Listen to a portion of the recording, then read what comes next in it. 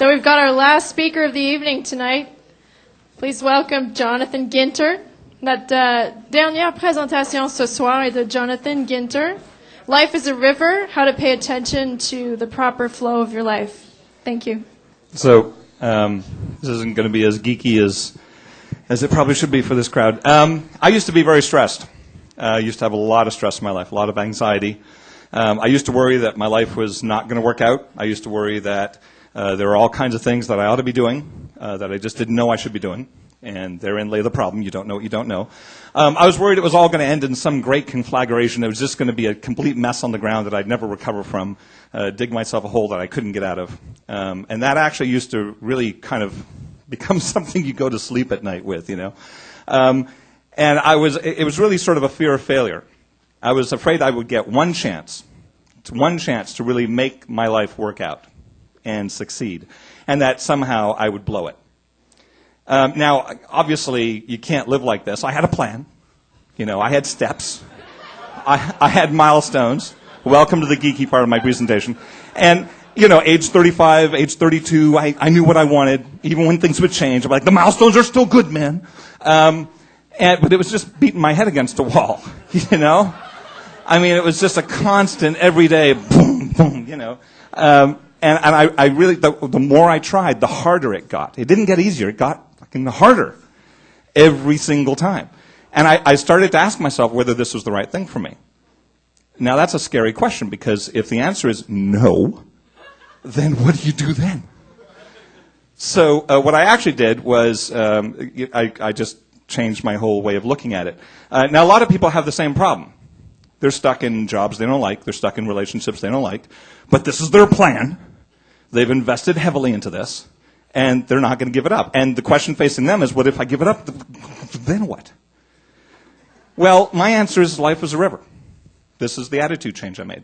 Life is a river, and you're on it, and it's trying to pull you in a direction that's good for you. The problem is it can't force you. It can just suggest. It's a lot like clothing. You know, your clothing fits, assuming, you know, you don't do this kind of crap.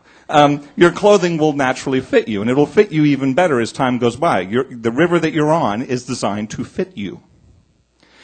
But it's also a natural phenomenon. It's a force of nature. It doesn't actually care about you. It doesn't care whether you're happy or not. It doesn't care whether you're cooperating or not. You can choose not to. Good luck with that. And consequently, the more you fight it, the more it looks like this. You're trying basically to paddle a kayak upriver in the middle of rapids. And you're just going to smash yourself against the rocks repeatedly. And it will get more and more painful the more you try and force your way down a path the river has no intention of taking. The right path often looks scary. That's part of the problem.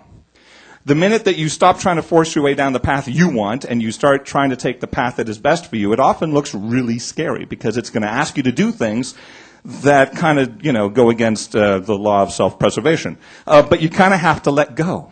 You just have to let go. Whatever path it is that you thought you were supposed to be on is typically not what you're supposed to be.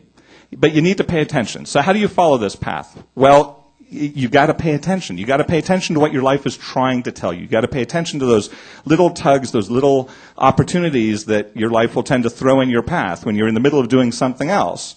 When it says, it's time to change. You know, these doors will open. These opportunities will come along. And it typically happens when you're ready to take that next step. You're ready to go to that next point of evolution in your life and become a better person. The problem is they often look like this.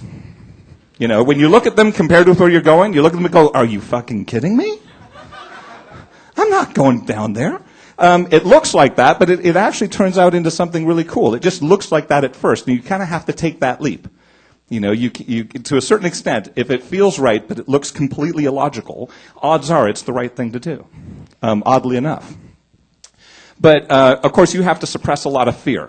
You have to not be afraid of what's going to happen if you give up everything that you have, if you stop whatever you've put all this time and investment in, and say, okay, I've learned from that, now it's time to move on. And a lot of people just do this. They say, I just don't want to know about that, man.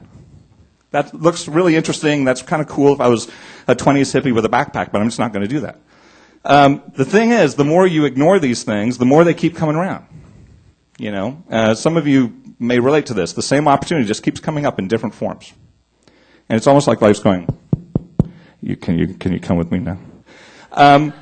And this is what it is, You kind of struggle, and then eventually you take the opportunity, and you evolve, and you move on. And another opportunity comes along that completely changes your life or changes what you've been doing, and you struggle with that, and you evolve, and you move on. And there you go.